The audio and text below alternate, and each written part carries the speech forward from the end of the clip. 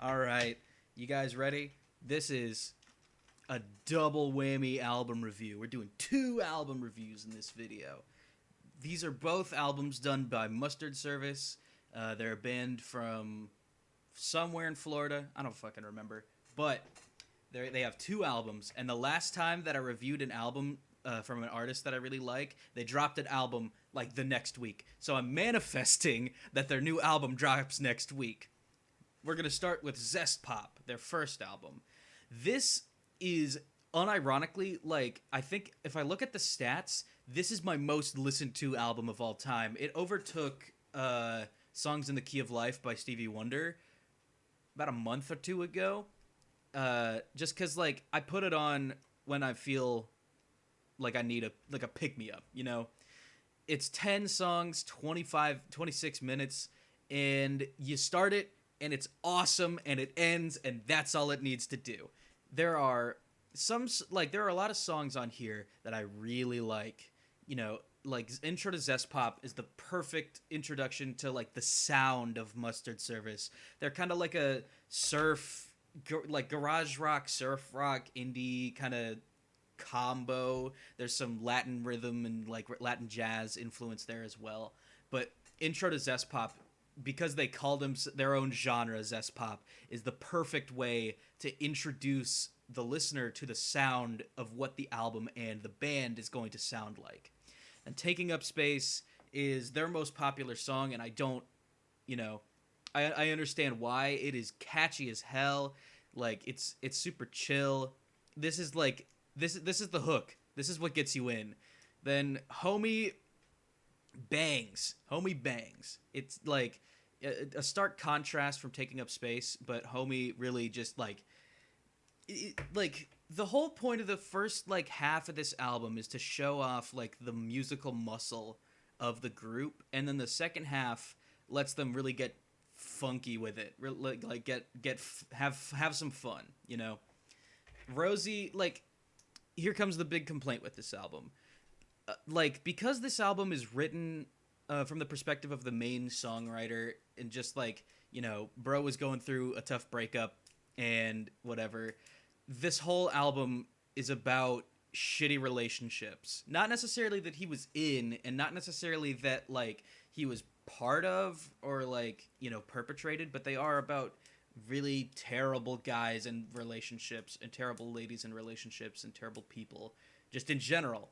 Like, Taking Up Space is literally about like a guy who can't get over his ex. Then Homie is about like people pleasing.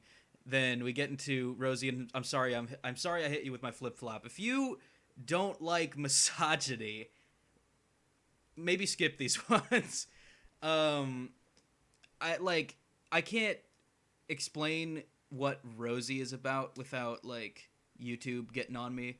So look up the lyrics to Rosie if you want to know what I'm talking about. But I'm sorry I hit you with my flip flop. It's kind of an over exaggerated way of talking about how like there's this guy in a relation, like in sometimes in relationships one side will will like do a bunch of horrible stuff and then immediately like coddle and love bomb afterwards in order to make it up and kind of, you know, do that whole thing.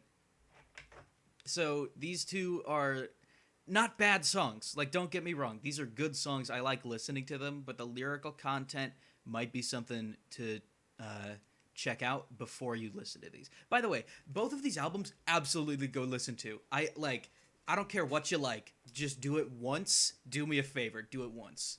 And let me know. Because, whew. Then we get into the, like, set 2/3 of the album's 2-song suite. This is turns out to be a pattern with these guys, which I don't blame them because this is awesome. My Oh Me Part 1 and Part 2. The 2-song suite is, like, it's so good. Like, My Oh Me Part 1 is a really, like, kind of floaty, it feels like a lazy river almost, this song.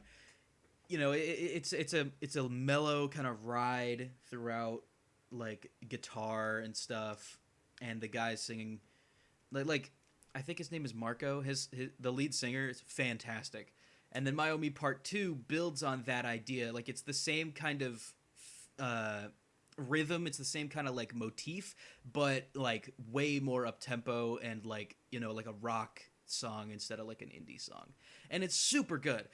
I wish it was louder though. For some reason, like the mixing on this song is weird, and this is like way quieter than every other song on the album, which it shouldn't be. Like if this were louder, they would have more plays, honestly, but you know.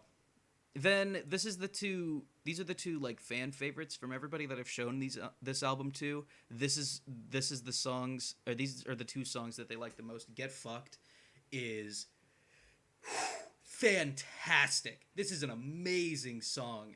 Like, God, I can't even describe that. Just go listen to it. If you take away one song from this video, it's got to be Get Fucked. And then Oh Honey Baby is a good like semi-closer, and then Bedtime is a perfect, just a little bow, ties it up nicely, concludes the sound of the album, and that's it. Like, this is a really good album, especially given it's their first. This is a perfect introduction into how they sound, how they're going to sound. It really hooks you on that stuff so that you like, it made a fan out of me. It did its job. I give Zest Pop a 6.5 out of 7. It's so good. It's so good. If these two songs had better lyrics, not to say the lyrics are bad, but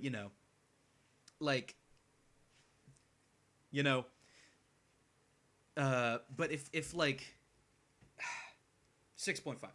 Next, we go to the second album, C'est la vie. I believe this is there we go, C'est la vie. For the longest time, I pronounced it Zest la vie, because there was the tour they went on after this album released was called the Zest la vie tour, because it's their sophomore album. They just combined the names of the two albums, but C'est la vie, 11 songs, 32 minutes. A lot of people consider this to be the better album, and I understand why, but I prefer Zest Pop for reasons that are mostly outside the album itself. So, because I was listening to Mustard Service, like I started listening to Mustard Service right before this album released. I think I started listening in like maybe February of 2020, and this released in March. I was listening to the singles when they came out, and the two singles were Need and Daddy Dookie Brown. And they are the first and the third track on the, like, please put the damn singles further into the album. Stop making the single the first song. Stop it. And I think because of this, it really kind of, like, to me personally, this is a personal skill issue, I understand. But it kind of loses its own identity because it's so like built around these two songs, and because of that they don't really like the first 5 songs don't really flow into each other very well. Like, these are all good songs, these are all great songs. Like, Need is really mellow, it's really like Need is probably one of their best songs. Getting There is really fun and like optimistic and hopeful. Daddy Dookie Brown is funny.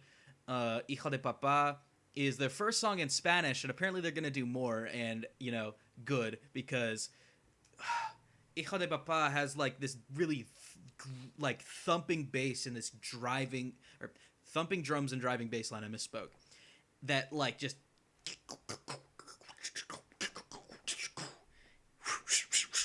it gets me. Mary's is kind of mellow. I think it's a little too slow for my taste, but it is still good. It is what it is. It is what it is, This is kind of similar to Getting There. I think if these two were closer together, they would fit better. Another 251 is a skit, and then we get into the best part. Like, okay, It Is What It Is starts us on the upward curve, because to me, first 5 songs don't really have a lot of cohesive identity. then It Is What It Is starts it. Another 251 elevates you, and then Pleasantries with Your Lover is the highest point on the album. This is like, I saw them in concert a couple months ago, and Pleasantries with Your Lover was the song that everybody knew. Everybody, like, there was almost like everybody was jumping. Everybody was like, I think I was headbanging with one of the openers to this song.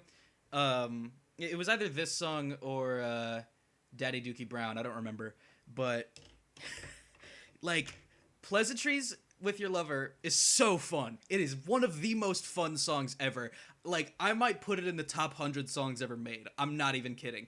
And it's part of the 2-song suite that's in the two-thirds of the album mark with Arguments with Your Lover. Like, this is pretty much 4 songs put together, and like, they just like go right into each other, and they're about the same things, and it's so good. It's so good. Pleasantries with Your Lover and Arguments with Your Lover, like, from this point, it is just ooh up there all the way. God, it blows my mind, man. Every time, like, I get giddy listening to another 251 because I know what's coming up. Like, whoo! And then, like, somehow we go from the highest point on the album to What a Life in Finn, which is another technically 2-song suite that, like, just ends the album on a perfect note. Perfect ending. I don't think you could have ended it any better. Like, this could be a perfect album if the first 5 songs were switched around a little bit. I think if Getting There was first, and then Mary's, and then Need, Daddy Dookie Brown, Hijo de Papa, It Is What It Is, 251, Pleasantries, Arguments, What a Life, and Fiend. Perfect album. I probably wouldn't listen to another album if that was the case. But just, God, it is mind-blowing how good the second half of this album is. Like, again, Go listen. They deserve more plays. How many monthly listeners? Like 300,000 monthly listeners. They deserve more, you know? Yeah. I gotta rep my boys, you know? I met one of them. Okay, I'm gonna chill out. I give C'est La Vie by Mustard Service another 6.5 out of 7. You know, first 5 songs, switch them around, perfect album.